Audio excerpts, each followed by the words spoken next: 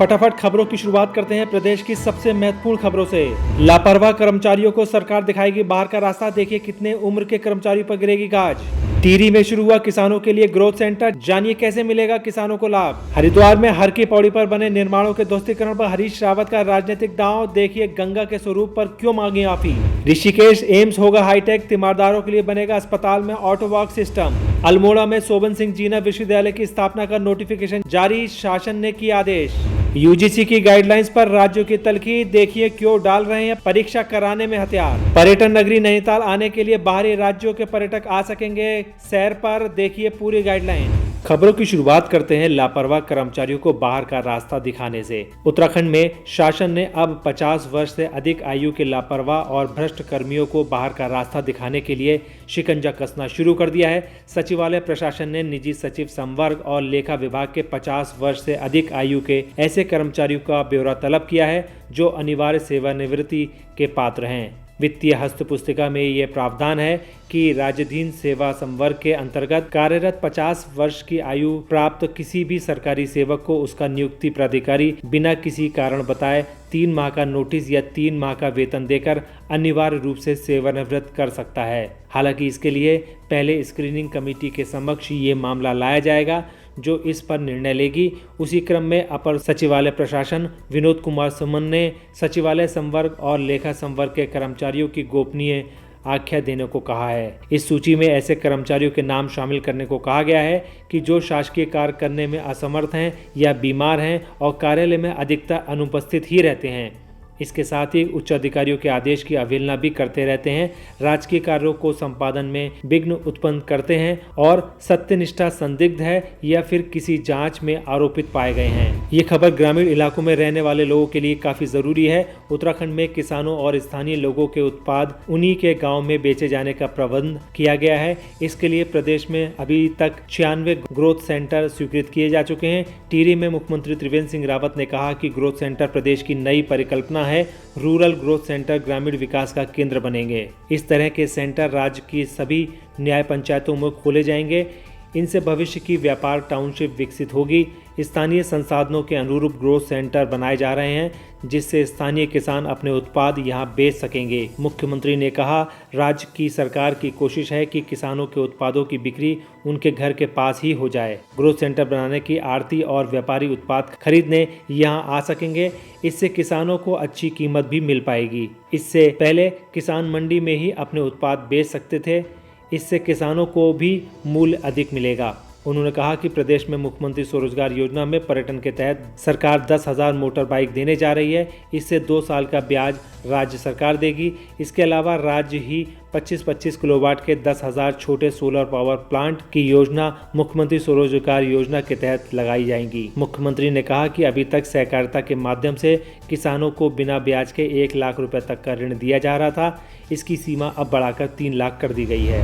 दोस्तों, news today network आपको हमेशा अपडेट करता रहता है, इसीलिए आप वीडियो को देखने के साथ एक लाइक जरूर कर दें, जिससे हम आपको आपकी तरक्की से जुड़ी हर एक जानकारी आप तक पहुंचाते रहें। अगली महत्वपूर्ण खबर हरिद्वार में हर की पौड़ी से है। उत्तराखंड के पूर्व मुख्यमंत्री हरीश रावत ने मंगलवार को सियासी दांव खेल दिया है। हरिद्वार हर की पौड़ी पर बने निर्माण मामले की गेंद अब त्रिवेंद्र सिंह रावत सरकार के पाले में फेंकी है। रावत ने हरिद्वार में अखाड़ा परिषद पहुंचकर 2016 में हुए आदेश को लेकर अपनी गलती स्वीकार की है। उन्होंने कहा कि एनजीटी ने गंगा तट से 200 मीटर के दायरे में निर्माण ध्वस्त करने का आदेश दिया था।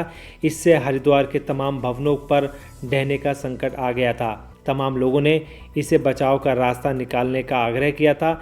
इस पर हरीश रावत सरकार ने फैसला लिया था कि इन भवनों को बचाने के लिए गंगा के प्रवाह को तकनीकी नाम गंग नहर दे दिया जाए।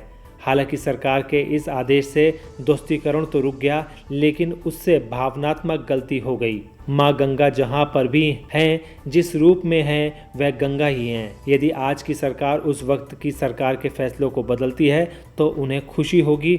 उनकी माने तो यदि त्रिवेंद्र सिंह रावत कोई फैसला नहीं लेती तो कांग्रेस 2022 में सत्ता में आने पर अपने पुराने आदेशों को बदलेगी। गंगा परिषद, अखाड़ा परिषद समेत अन्य साधु संतों इसके खिलाफ काफ़ी समय से मुखर हैं। हरीश रावत का कहना है कि सरकार इस शासनादेश को इस समय की स्थिति को देखते हुए रद्द कर सकती है। कैबिनेट के जरिए ये फैसला किया जा सकता है। दोस्तों, उत्तराखंड में एक और विश्वविद्यालय बनाए जाने की अधिसूचना जारी कर दी गई है। लंबी जद्दोजहद के बाद आखिरकार उत्तराखंड के अल्मोड़ा में विश्वविद्यालय बनाने का सपना साकार हो गया है।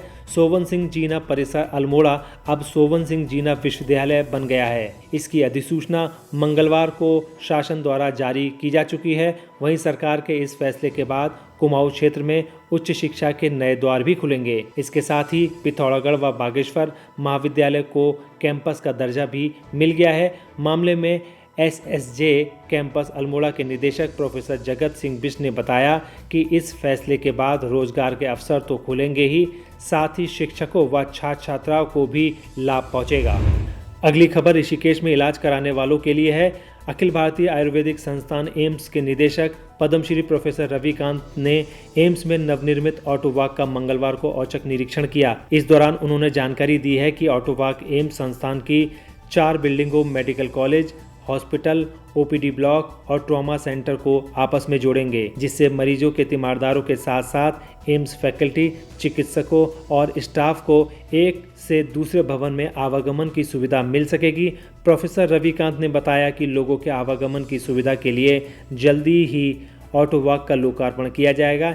इस वॉक में B और C के बीच 37 मीटर के 2 पथ और बिल्डिंग A, B के साथ ही C को ट्रॉमा सेंटर से जोड़ने के लिए 75 और 95 मीटर के 2 पथ का निर्माण किया गया है। सौर ऊर्जा से संचालित होने वाले इस ऑटो वॉक से 100% बिजली की बचत होगी और लोगों को एक से दूसरी बिल्डिंग में जाने की सहूलियत मिलेगी। ये खबर विद्यार्थियों के लिए काफ़ी महत्वपूर्ण है। कोरोना महामारी के कारण 6 राज्यों के विश्वविद्यालयों में अंतिम वर्ष की परीक्षा आयोजित करने को लेकर आपत्ति जताई है। हालांकि मानव संसाधन विकास मंत्रालय ने कहा कि UGC द्वारा जारी गाइडलाइन का अनिवार्य रूप से पालन किया जाना है। विश्वसनीयता रोजगार अवसरों के लिहाज से छात्रों का शैक्षणिक मूल्यांकन है। पंजाब, महाराष्ट्र, उड़ीसा, तमिलनाडु, पश्चिम बंगाल, दिल्ली ने कोरोना वायरस की मौजूदा स्थिति को देखते हुए परीक्षा कराने को लेकर आपत्ति जताई है।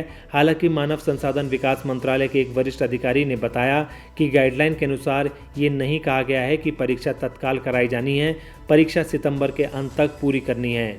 इस समय अवधि में जब भी स्थिति सामान्य हो, राज्य परीक्षा कार्यक्रम पूरा करा सकते हैं। ये परीक्षाएं ऑनलाइन, ऑफलाइन या फिर दोनों को मिला जुला कर ली जा सकती है। खबर बाहरी राज्यों से आने वाले पर्यटकों के लिए। नैनीताल जिले में आने वाले पर्यटकों के लिए खास खबर है। दरअसल जिलाधिकारी सबिन बंसल ने निर्देश जारी किए हैं कि यदि पर्यटकों द्वारा जनपद में आगमन के 72 घंटे के भीतर ICMR द्वारा प्रमाणित प्रयोगशाला में RT-PCR की जांच कराई गई है तथा उनके पास कोविड-19 की नेगेटिव रिपोर्ट है तो उसे क्वारंटीन नहीं किया जाएगा।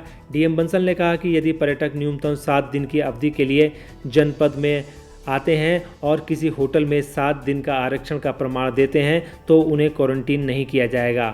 उन्होंने पर्यटकों की जनपद की सीमा पर जांच चौकियों में स्मार्ट सिटी वेब पोर्टल द्वारा पंजीयन और कोविड जांच रिपोर्ट नेगेटिव, न्यूनतम 7 दिन का होटल में आरक्षण का प्रमाण पत्र अनिवार्य रूप से जांचने के निर्देश जारी किए हैं। इन्हीं जांच के बाद जनपद में पर्यटकों को प्रवेश करने दिया जाएगा।